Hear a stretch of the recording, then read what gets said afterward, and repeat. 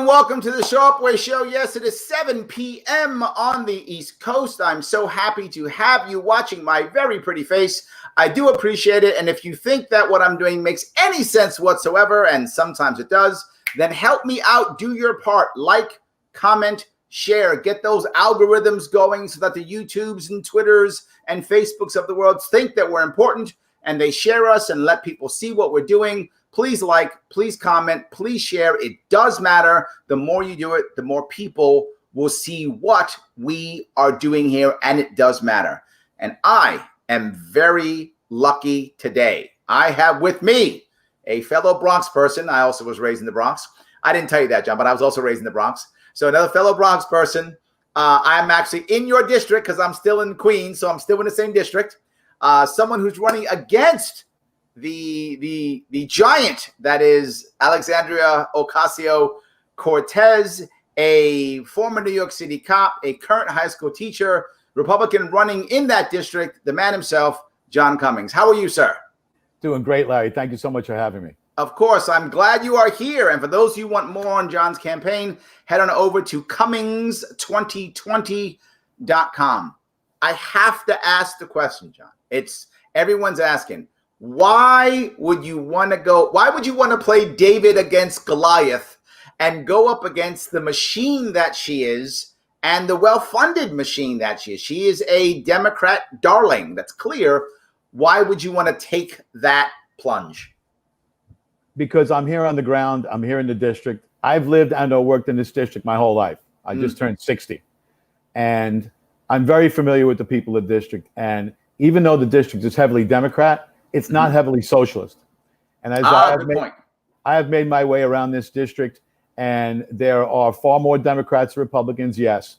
But these Democrats are people who are homeowners. They are union members. They have good health insurance. They have 401ks. They want safe streets. They don't want to defund the police. They are not socialists. They are Democrats. And really, what I aim to do is I have to mobilize all the Republican voters that exist in the district, and then I have to go out and get a significant portion of the Democrat voters to win this. But it is doable. We did a poll early on, right before the COVID virus hit, and they didn't really put me in the poll because nobody really knew who I was at the time. Sure. But the Congresswoman only polled 47% at favorability. That's not high. No, not in a heavily Democrat district. And it wasn't like we went out and did polls that say, okay, let's make the Republican look good. These were legitimate polls. And the other interesting statistic that I'm sure we'll get into later was that 73% of the people had a positive view of the NYPD. That's surprising, right? We don't hear that or see that much at all, right? The image is that people who live in this city don't like the cops, and they're out there throwing stuff at the cops, and they're throwing water on the cops, and they're yelling at the cops. 73% in the Bronx is surprising. Yeah, now the district, it's 35% Bronx and 65% in Queens. Yep. But I think that the Congresswoman and the media always misrepresent what this district is. This district is not the hood. There are parts that are difficult, but it's predominantly homeowners and condo owners and co-op owners.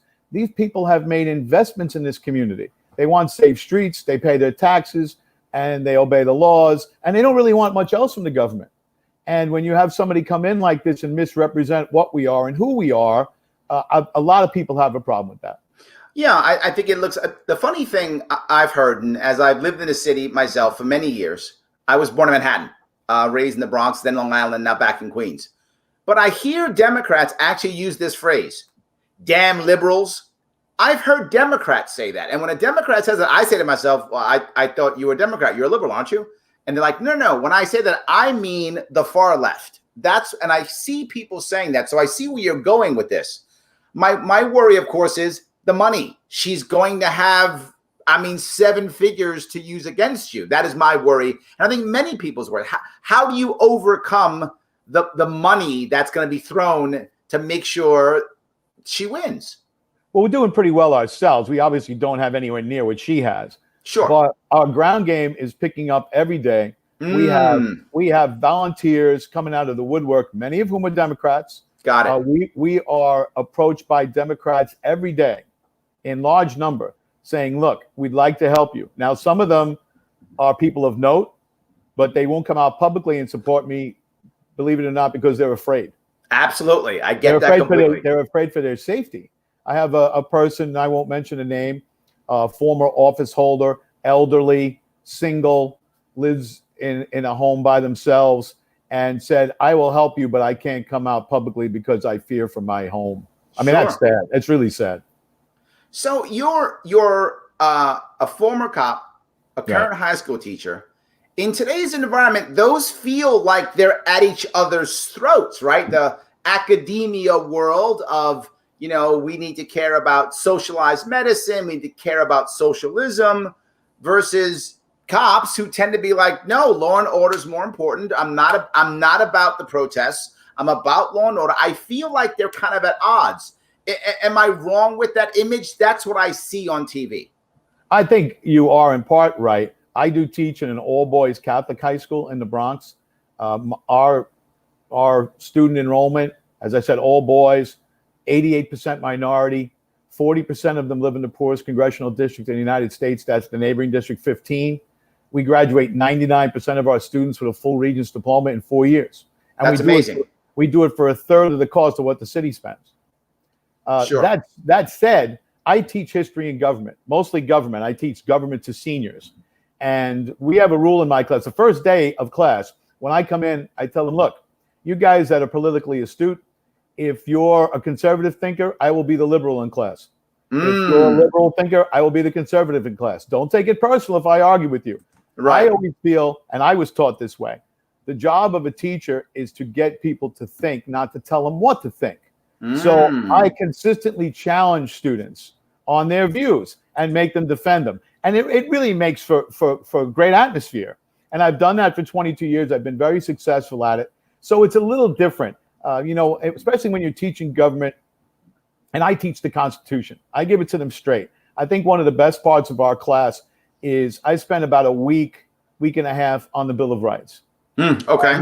And what I do is, in addition to going through all the court cases and everything, I go through the historical background as to why the framers put in the Bill of Rights what they put in, meaning that something happened to the framers at the hands of the British that said, hey, we better cover this. Right, sure. They felt the monarchy of the tyranny, and they wanted to defend themselves from it. Right, like searches and seizures and things like that. There was this thing called writs of assistance. I'm not going to drag you through my whole class. But yeah, and guys understand that. And then if they leave my class and they have a good understanding of why we have what we have and why it's set up this way, I think that they view life a little differently than a lot of other people who go through the school system. And I'm not, believe me, I'm not in there preaching. I'm teaching the Constitution. And I explain the ideas of liberty and freedom to them and why we have what we have, and it's important. It's funny what James brings up a point. He thinks that she's going to run for president coming up here when she turns 35. You kind of bring that up. Part of your campaign is the idea of service versus stardom, right? The idea that she is much more of a star or a media personality more than she is someone who's servicing her community. That's a big part of your campaign.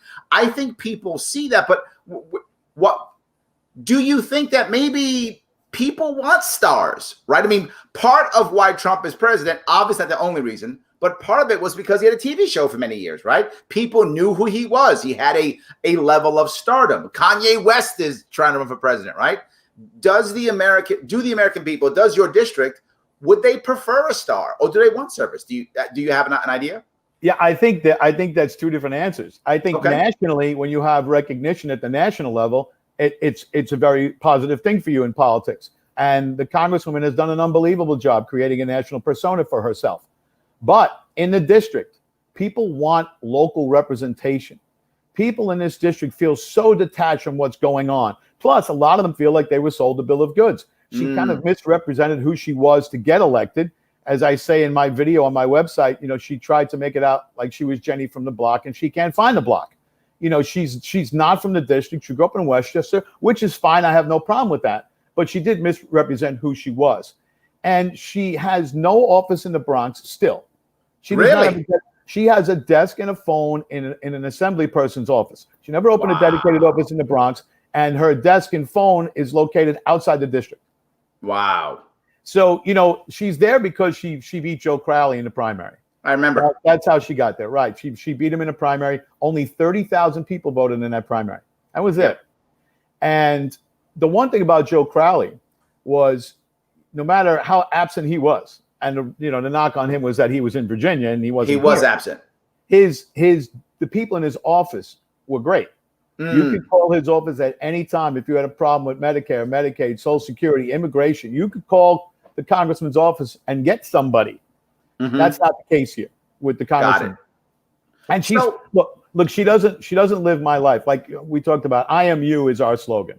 Tell me. You read my mind. That was my next piece. Tell me what this I am you is about. Tell me this. I live in the district. I work in the district. I bank in the district. I know where the good restaurants are. I sit in traffic like everybody else.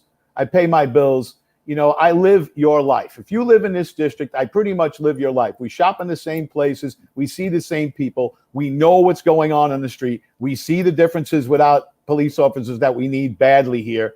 And I am you. I live your life. So who better to represent you and your interests in Washington, regardless of what your party affiliation is? I'm a person of service. I believe that God put me on this earth to serve. I was a police officer. I was injured in the line of duty. I was forced to retire. I always tell people, I guess God had another plan for me, because for the last 22 years, I'm back at my alma mater teaching in the neighborhood. So that's another connection I have with the neighborhood too. I've probably taught 3,000 young men who went through this district. So I have great connections there. I teach in the neighborhood I grew up in. So I have a lot of connections. And I think when it comes to local representation and the House of Representatives, that's really what the framers had in mind. They wanted people to represent local interests. So let me go there, right? As a general rule, you're running for a federal office. Yes. Which means you won't have as much control over the localities as, say, a mayor or an assemblyman or a councilman or one of those things, right? Obviously not as much control. What do you think you can do at the federal level that can seriously affect your district the way you're talking about? Do you have a specific number one issue or number two issue that's kind of, right there for you? Well, generally speaking, you can always use the megaphone of your office to voice your opinion on local issues, regardless of whether they're federal, state, and city. Got it. My emphasis at the federal level in particular would probably be infrastructure first. As you know, you're here. Yep. It's crumbling. Horrible. And we've really identified several areas that would help the people. I could get specific quickly. There was a plan that was mentioned once before that I would capitalize on to put decking on top of 95 into Bruckner, up in Throgs Neck, right at Bruckner and Tremont, and then also in Pelham Bay. You can deck the underpasses for parking. Sure. Parking's a tremendous problem in the area. It's also a tremendous problem for the local store owners. This way, you could park your car, put some money in the meter, and actually walk and shop. That's the biggest challenge that local store owners have, is that you can't park. So you're double parking and just waiting for a ticket. Right. And this way there's a lot more spots. I know that years ago, they did that over on Arthur Avenue. They built that little lot, maybe 30 spots, and it saved that area. It saved those stores, because I used to go shopping there as a kid. My mom, God rest her soul, was Italian. We would go over there every 2 weeks to shop in the market, and you couldn't park. No, 30 spots is 30 spots in the Bronx. I'm with you. It's 30 spots. Exactly right. So that's a big one. Another one that is already on the books that I haven't heard the Congresswoman comment at all on was Metro North's right-of-way on the Amtrak tracks through the Bronx. Yes. It's supposed to start up in New Rochelle, stop in Co-op City, City Island, and then Morris Park over at the Metro Center, Parkchester, Hunts Point, and then into Penn Station. She didn't bring this up at all. I haven't heard her comment on it at all. That is a complete game changer for the Bronx part of the district. Property values, access to the west side of Manhattan for people on the east side of the Bronx. The people in Co-op City, which isn't in the district, but the people in Co-op City, their lives would be radically changed. Instead of it being almost a 2-hour ride to the west side of Manhattan down in the 30s, you're looking at 35 minutes. And that's Well, I gotta tell you, John, you're actually not just going AOC bad. You're actually coming up with ideas and plans. You're not just saying AOC bad. I can't win on AOC bad. I can't. Okay. And I know that. And I'm much more familiar with the local issues. Another one that we brought up, another issue that we brought up was the possibility of starting ferry service from right over by the Trump Links to the new LaGuardia Airport Terminal. Okay. Yeah.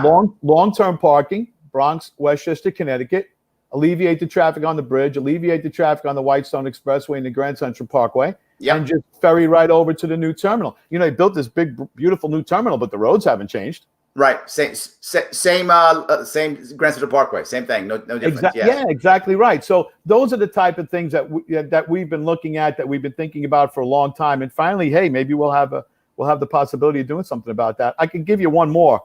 Right over 95 and Pelham Parkway, there's supposed to be a major reconstruction of the interchange there. Okay. It's always a traffic problem.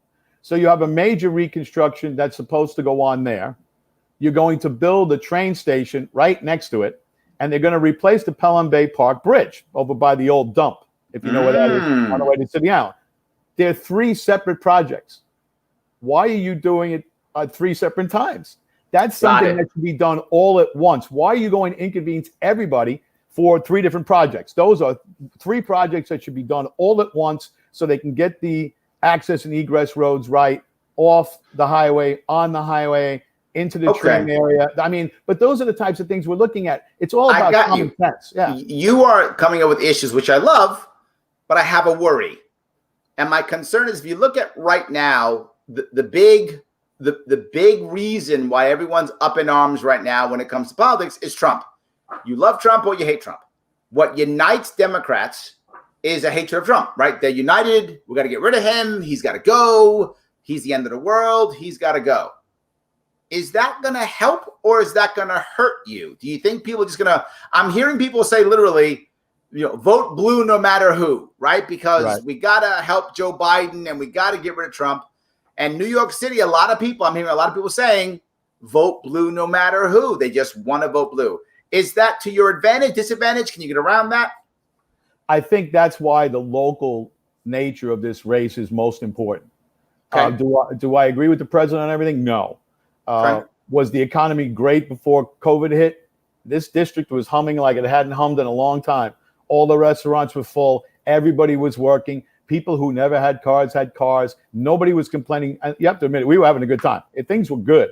I talked to a buddy of mine who owns a restaurant here locally, and he said to me, boy, remember Christmas last year? He said, we turned away Christmas parties. He said, it was unbelievable. I've never seen anything like it.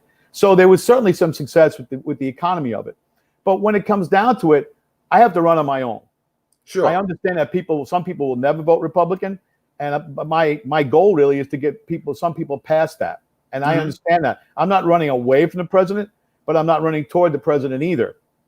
He has not contacted us at all. I mean, I know he likes to talk about the congresswoman, but he hasn't contacted us at all. We've gotten support from the local Republican parties in both the Bronx and Queens, obviously. We've got it from the chairman, the state chairman, Nick Langworthy. But of course, at the national level, they're not really that interested because they really, truly don't think that we have a shot. Got it. But I'm here to tell you that we do have a shot, because very quietly, as I said, there are many, many Democrats who will cross over because they're just not socialists. They're not buying the whole socialized medicine.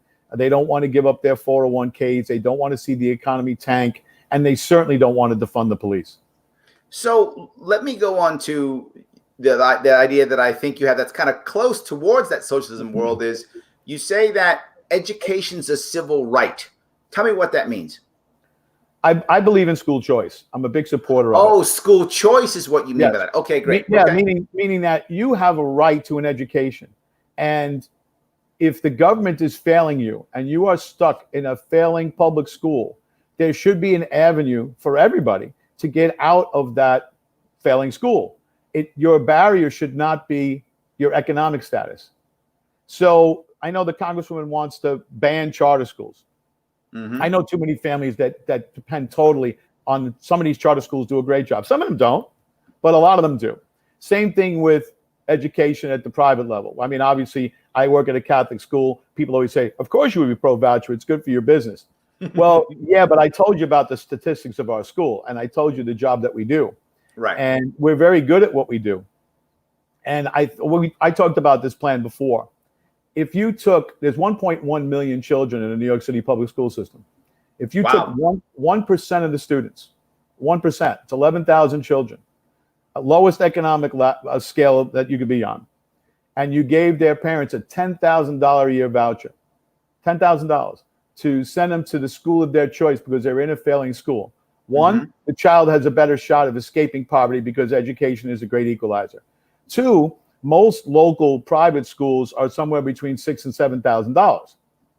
So the child and the family could have an educational savings account set up, and you could take the remainder of that money, the $10,000 that you got, you spend $7,000. You could put away a few $1,000s a year for perhaps a college education later on. So you're setting that child up for later on in life as well. You would also have $165 million left over because the city spends $25,000 per student, and I'm giving you a voucher for 10. Sure. So if you take the $165,000 and you give it to the PAL, the Police Athletic League, to strengthen or restart athletic programs and after-school programs that have a connection with the police department, you're also increasing the connection and the local nature of policing, and you're making the community and the police closer. So, I mean, those are the types of things that I think about. So let's go to the police side, right? Right now, we've had these massive protests, right, since the death of George Floyd. But I don't think that now the protests are only about that, right? That was the spark, right? My friend Tim always goes that the response, putting everyone in their homes for 3 months, and then that was the kindling, right? The tinder, and then all of a sudden, George Floyd was the spark that got people out in the streets. And then when you don't have to go to work in the morning, it's much easier to be out protesting when you don't have to be at work at 9 o'clock in the morning, right? Much easier to do that. So, I mean, there has been a backlash against police like I've never seen before. A terrible backlash against police. I'm not anti-police. My father was in law enforcement. He was a transit cop back in the 70s, and then he worked at Rikers Island as a corrections officer. But so I'm not anti a cop at all. The issue I have is clearly Americans want some form of change. The biggest, coolest thing has been the defund the police thing. That's been the biggest, most popular one. And in New York City here, we've defunded about $1 billion out of about a $6 billion budget. So it's about a 1/6 cut to the New York City Police Department and removing actually departments within the police department. Obviously, you're a former police officer. I'm assuming you're against defund the police. But what do you think is the answer to deal with this issue? And again, I'm asking at a federal level, or to your other earlier point, the bully pulpit, right? Talking about the issues. How do we not destroy our police force and deal with the anger and worry and concern that is obviously a part of our population now? I think we do a very poor job of getting real facts out. There were, in 2015, law enforcement nationally killed 37 unarmed African-American males in 2015, 37, and actually 38 unarmed whites. Last year, the number was 10. So obviously, police departments around the country and the number of unarmed whites that were killed went from 38 to 20. So they reduced the number tremendously. Now, one is too many, obviously, but when you look at the number of people that you have, and people are humans, it's not an excuse. You're going to have something that's going to go wrong. There's no doubt about that. It's an emotional job. It's an emotional situation. Things happen. But when you go from 37 to 10, and then something like George Floyd happens, and you say, oh, we have to just throw the whole thing out, you're overlooking something that was very positive. Obviously, the police departments around the country were working on different techniques, different training, when you should approach people, how you should approach people, because that's a big change, 37 to 10. I mean, what happened to George Floyd, for me, that was a missed opportunity, because there was no one that I talked to at the time, in law enforcement or out, that thought that what happened there, well, maybe it was this. No, there was no maybe it was, especially in New York, because you're not allowed to do that in New York, put a knee on anybody. It's not part of the training. And just to tout the NYPD a little, there's no better trained department in the country than NYPD. If you look if you look at these statistics and you look at the number of jobs that they handle and you look at the number of people that you deal with and you look at the number of firearms discharges, it's the lowest in the country, always. Okay. It's always the lowest in the country. So if you want to improve policing, why would you cut the funding? You need better training. You might need better people. You need better equipment. You need all of the new techniques that can be had. You know, and I know what it's like. You know, I heard the Congresswoman Ocasio-Cortez said, well, you know what? Not only did she say that the $1 billion, she said the $1 billion wasn't enough. She said it should have been cut more. And she said, there are people who are openly saying, just reboot the entire, fire them all, fire them all. So, and she said it would be like, they asked her, what would it be like then if you got rid of the police? And she said it would be like the suburbs. And I just had to shake my head. There's no cops in the suburbs? Yeah, but I guess she felt that, you know, maybe you don't see them, they're not in your face. Look, New York is not the suburbs. That's the way it is. But she also said we need to experiment. Cops in the suburbs. Yeah. She said that we need to experiment. I've been through that experiment. I went through that experiment. It happened in the 80s and 90s, and we ended up with 2,000 murders a year. I'm actually not against the experiment idea. I'm not. I mean, you never know. Things could get good, could get better or worse. My worry is, we have, as you said, it's emotional for the cops, but it's also emotional for the people who now are out in the streets and they want something to happen for their time and energy. And that may not make any sense logically at all. I don't know if it does, right, but it definitely is human. If I'm going to go out there and yell and scream for 3 weeks, 5 weeks, I want to see something, right? I want something to happen. My worry is if we simply use here are the facts, if I have someone or a group of people now emotionally charged, I don't think they're going to hear it. I think it's going to bounce right off. I don't think they're going to hear it. But I think probably the biggest problem was a consistent undermining of the rule of law by the radical left. Okay. Starting with open borders, moving on to sanctuary cities, moving on to that ridiculous bail reform, where you basically have taken discretion away from judges, which is absolutely outrageous. A judge can't say, you know what, this guy's a danger to the community, he's staying. No, can't do that. So you let a lot of criminals out on the street. You know about discovery reform, I'm sure, which is another issue altogether. Mm-hmm. You know, as far as victim services are concerned, the victims groups were completely ignored with that. The closing of Rikers Island, which I think is just one of the most ridiculous ideas I've ever heard. Well, this goes back to the idea of having no plan. Again, I'm not in theory against closing it, but there's no real plan. It's just let you know what's going to happen. Wealthy people are going to take that island for real estate. Well, yeah, that's the thought. The two things about that. Rikers Island, every city in the country envies New York because they have their entire jail system on an island and not in people's neighborhoods. Yeah. So what do we decide to do? Let's take it off the island and put it in people's neighborhoods that we just spent, hundreds of millions of dollars redoing. So, I mean, that idea. And the other thing, too, about that is there are 6 buildings in Rikers Island, and there are 2 that are empty, and there are 4 that house different populations. You have, female prison, you have the male prison, you have an elderly prison, and then you have a juvenile prison. Mm-hmm. If you're going to put these in neighborhoods, what are you going to build? 4 different buildings in every neighborhood? I mean, you're right. No plan. No plan at all. I heard another very interesting point about Rikers Island. Somebody pointed out to me, and I really had to give this some thought. You spent how many billions of dollars on a new terminal, and they have this tiny airport? Maybe they're just going to level the whole thing and extend the runways. Maybe they're going to make it a bigger airport. I wish they just would have said that. I think it would have been easy to sell. Would be an easy. At least that would be. Yeah, it would be. Yeah, it would be some sort of plan. That's one thing that you see is that I think this mayor in particular, he doesn't have a plan. I mean, like I said, I have a lot of friends in the area who are restaurant owners, and they asked the mayor the other day, well, when are you going to reopen? He said, I don't have a plan. You don't have a plan. So it's for people's livelihoods. I want to go back to what you just brought up. You went to the idea of open borders. I know you are a proponent of ICE. You think Border Patrol is a good idea. You like the idea of ICE. There's a lot of backlash on ICE. There was, get rid of ICE, abolish ICE, right? Was another piece that people are talking about.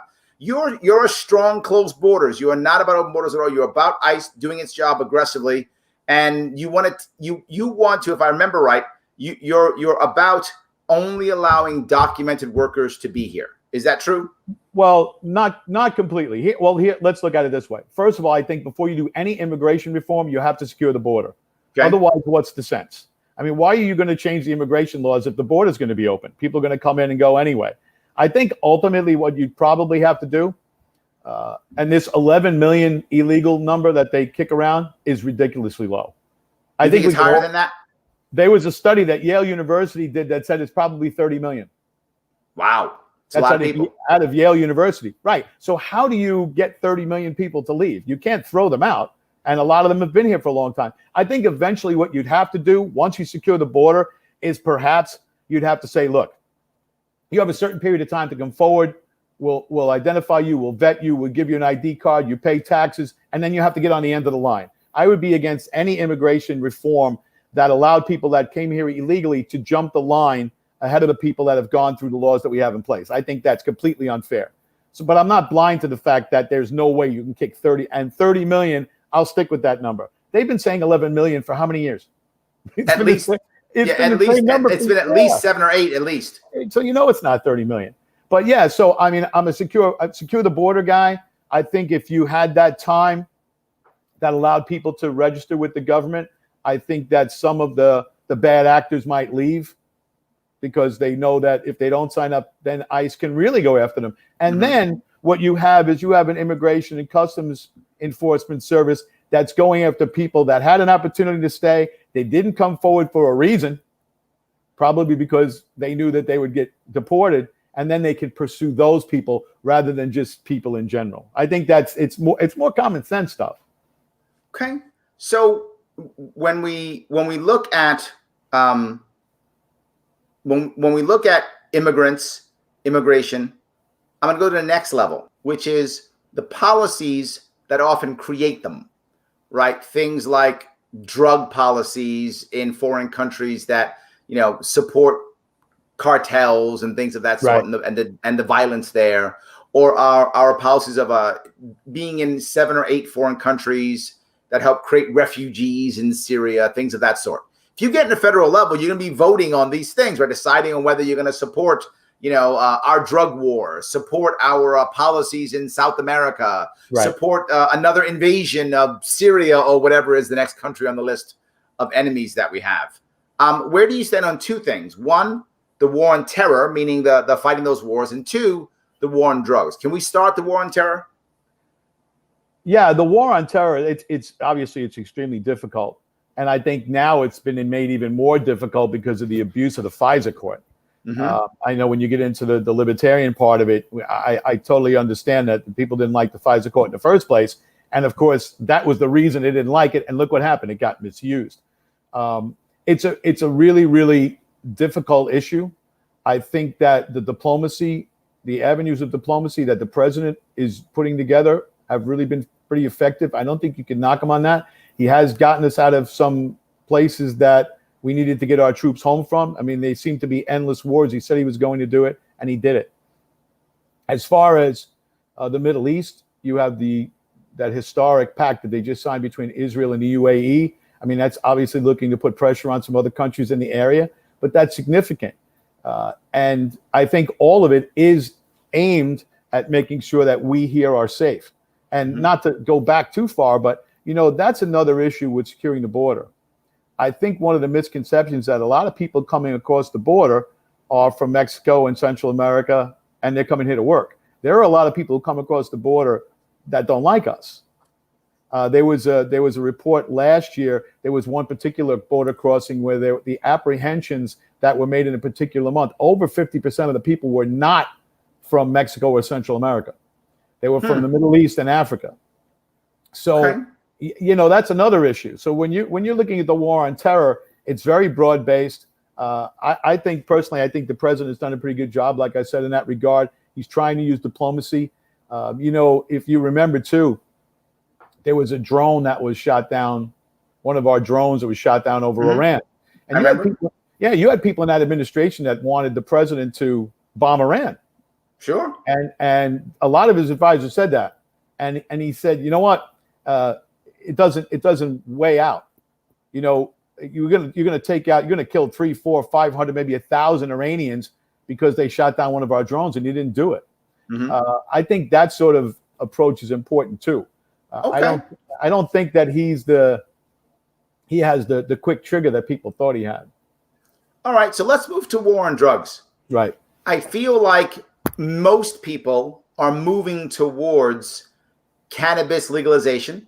Not everybody is, but I think most people are moving towards that. The country is, at least as a whole, right? As a whole, the country is moving towards that. I don't think the country is against the drug war yet at the moment, but I think the country as a whole is moving towards, at a minimum, cannabis legalization. I think the country is moving towards that way. Where do you stand on that? Are you legalize nothing, legalize it all, keep the drug war the way it's going? Where do you stand on that? As far as cannabis is concerned, I think they should really leave it up to the states. I've always thought that. I think that people need to weigh in on that. If you live in a state and the people of the state don't want to legalize it, well, good for you and your state. You know, to me, that was what federalism was supposed to be about. It would probably be a licensing issue. Who would get to sell it? And let the states work it out themselves. I think the federal government should have done that a very long time ago. That's really on Congress. That's really on Congress. People around the country have different views on different things, and I think that's one that should be left up to the states. And hopefully, so you brought up something that isn't really federal, but the idea of licensing. Is that something that you think is a good idea? I feel like part of you is heavily free market, talking about free market. So does that follow with the licensing piece or no? I brought up licensing because I think, licensing is the purview of the states. It's reserve powers of the Constitution. So if the federal government would just step aside when it came to cannabis and let the states do what they want, I'm sure that the states would have different rules. It's like with alcohol. You go to Connecticut, you can buy beer and alcohol, hard alcohol in the same store. It's a package store. You go to New Jersey, you can't do that. You go down south, they have Jack Daniels next to the rye bread. It's sure. It's crazy. It depends where you go. I think every state, if they could do their own thing, that's great, and let the people vote on it. I think that's the way it should be. That's what I mean by the licensing issue. I think under the Constitution, that's the way to handle it. As far as the free market is concerned, yeah, I tend to be more of a free market guy. Yeah.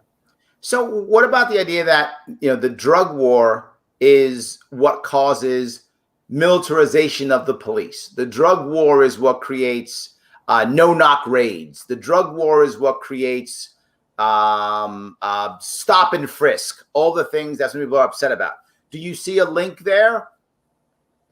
To a point, yeah. That too also goes back to securing the border. A lot of the drugs that come into this country come in across the southern border. There's no doubt about that. And I think that's important when it comes to the wall as well. Obviously, the amount of fentanyl that comes in is just, and obviously it's so lethal. It's unbelievable. It's just, I haven't even seen statistics this year on how many lives it's taken. As far as police being militarized, that's a great point. I've talked about people with this for a long time. I even talked with my classes about this. And again, I think it really depends on local, state and local issue, meaning that you can understand New York having more equipment than other cities, perhaps, because New York has the big bullseye in its back when it comes to terror and to a lot of other things. So, I don't think you need tanks and everything, but a lot of the heavy equipment, a lot of the surveillance. To my knowledge, New York City is still the only police department in the country that has officers assigned overseas. Yeah, I think that's true. Right. Right. Yeah.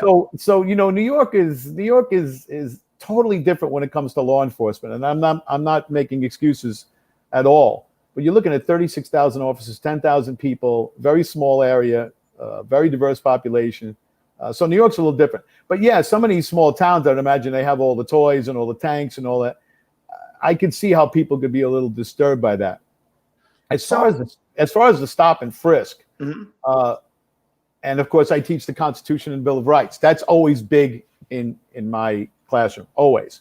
Well, isn't that kind of a problem for you to wrap your head around that with the illegal search and seizure issues? Oh, without a doubt. Every cop I've ever met from New York City, everyone has told me that stop and frisk worked, that it was effective.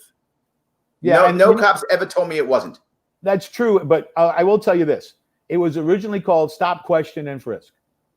So when you use that, you'd see a group of guys on the corner, 6, 7 guys hanging around, known drug location, whatever.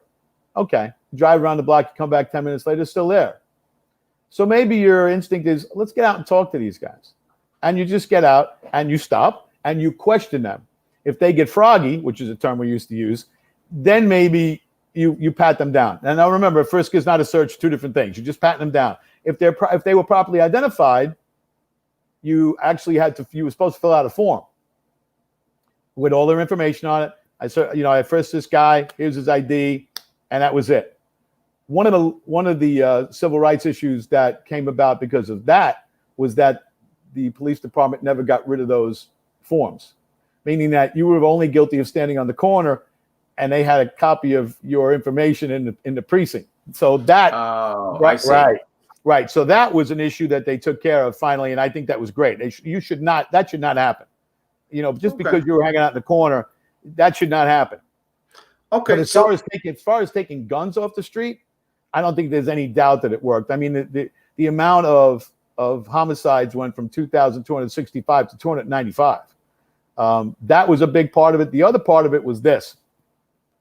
Back in the 90s, early 90s, when Mayor Dinkins was there, that was when I got out. The percentage of the New York City budget that went to law enforcement was 5%. 5%.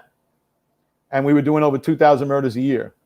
Mayor Giuliani came in, Mayor Bloomberg came in. They eventually got it to 8%. Now, if you think of that on its base, the fact that the primary job of the government is to maintain social order and provide security, and you're only spending 8% of your budget on it, that's really quite telling, I think. But they did a tremendous. Yeah, but we have a $90 billion budget in New York City. I know that. But still, it's such a small percentage. You wonder what everything else is. But what are they spending everything else on? But anyway, now they're peeling it back from 8% to about 6%. So, and what's going on?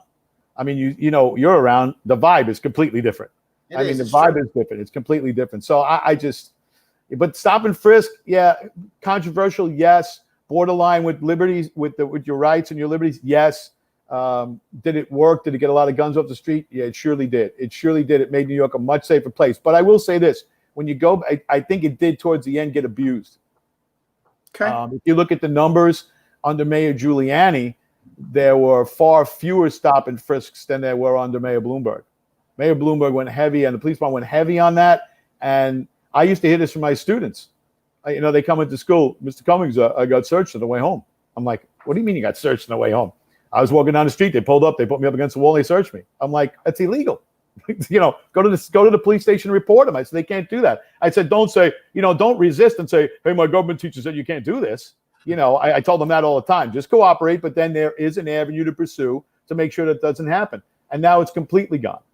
So we got to find a balance there somehow, because it did make the city safer, but your civil rights are an issue. So it's a tough balance, no doubt. Okay. Let me go back to the free market piece in Amazon. You've brought up Amazon more than once. Sure.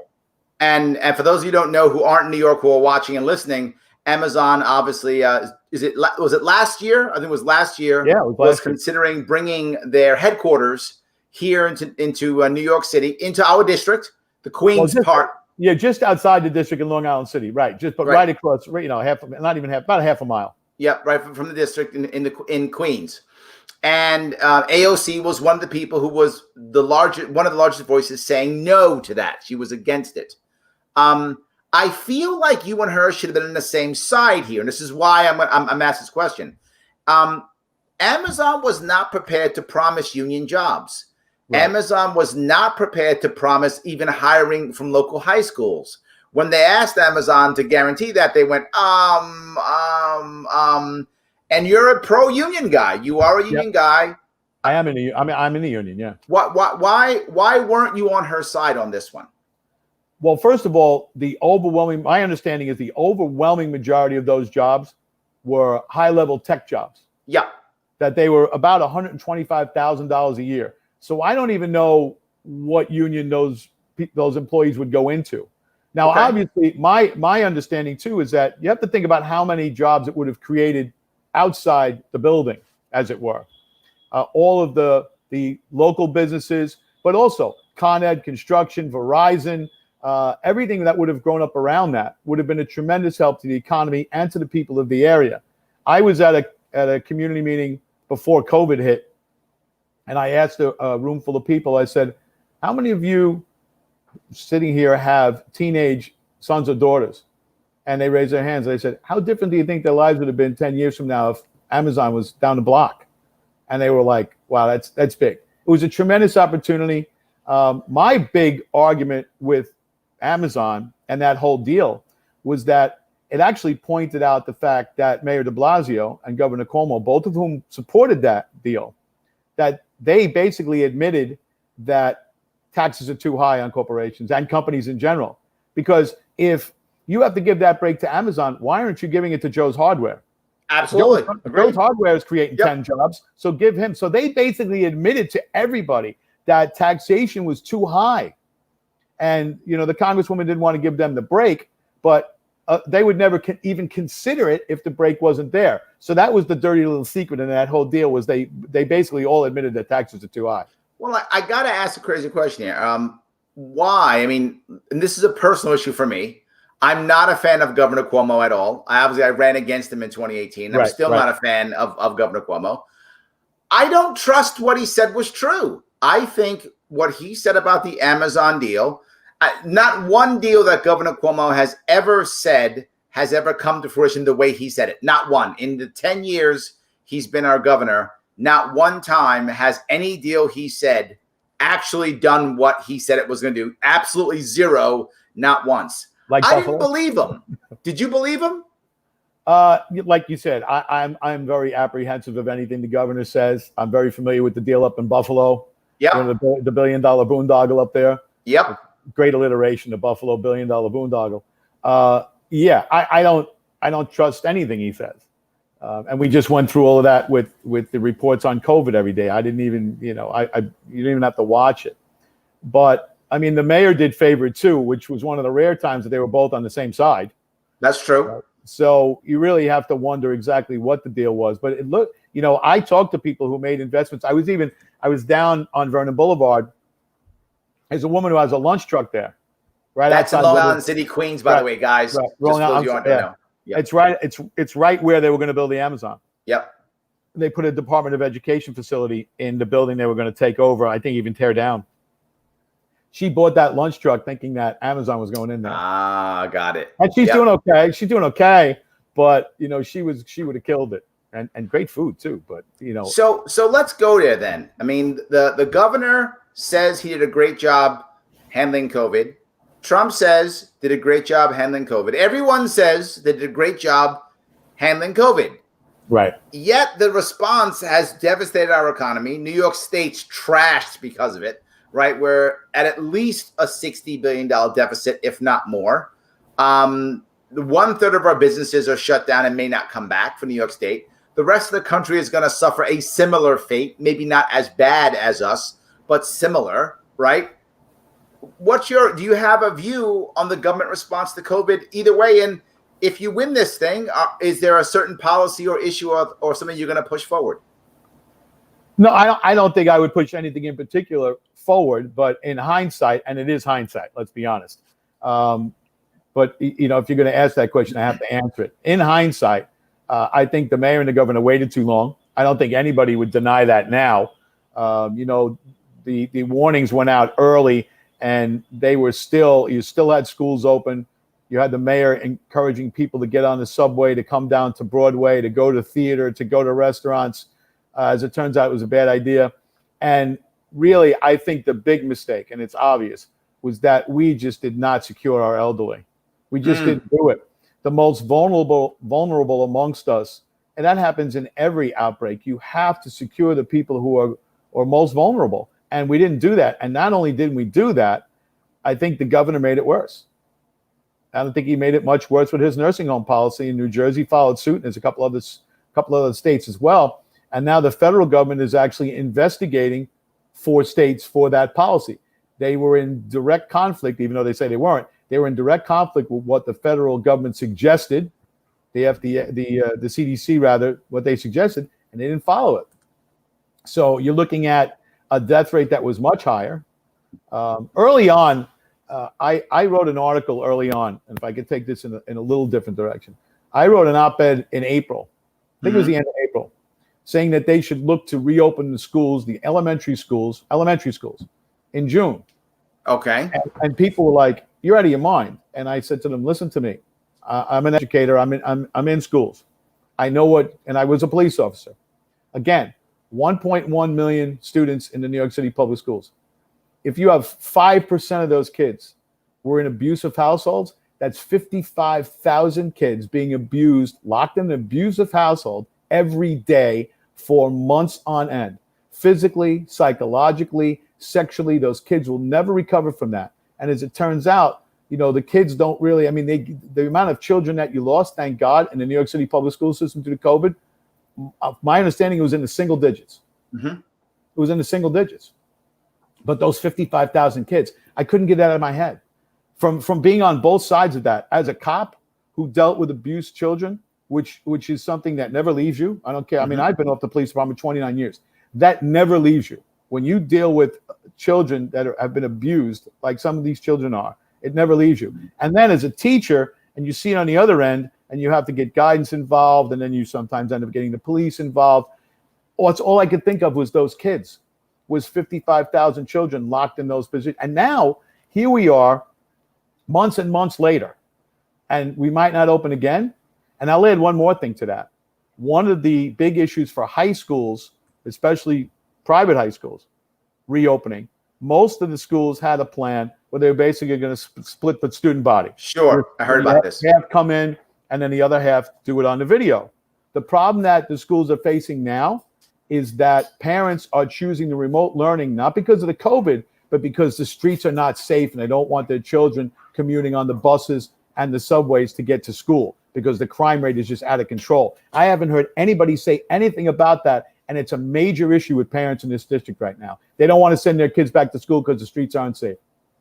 You're right. I have heard no one talk about that, but I would assume that will be true. I have two kids who are in the public school system, one who's 10 and 116. And we just not sending them back because I don't even see a reason to send my kids back to school. But that's certainly part of the equation. And our students, where I teach, most of them come by subway and bus, city buses, MTA stuff.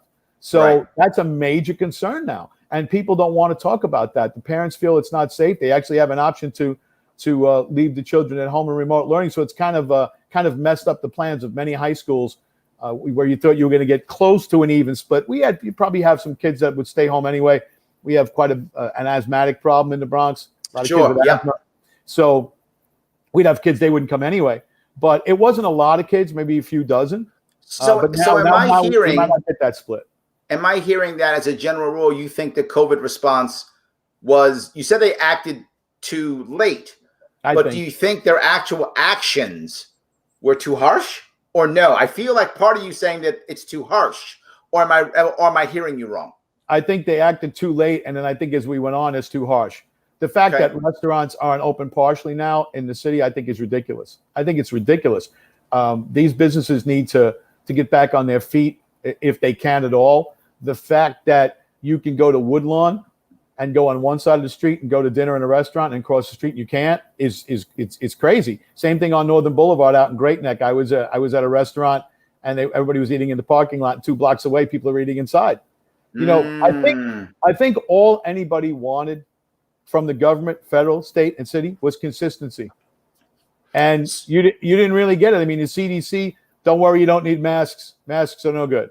Then it was, okay, you probably need a mask. Then it was, okay, we're going to mandate masks. Then it was, well, we're not sure about maybe, okay, you wear a mask and you don't wear a mask. But that's just an example. There was so many inconsistencies that we got mixed messages. And then, of course, the media likes to, whichever part of the media you're looking at, they're playing up one side or the other. Then they're talking about Sweden. Sweden didn't do anything and they have the same amount of deaths that we have. It was an impossible situation. So that was hindsight.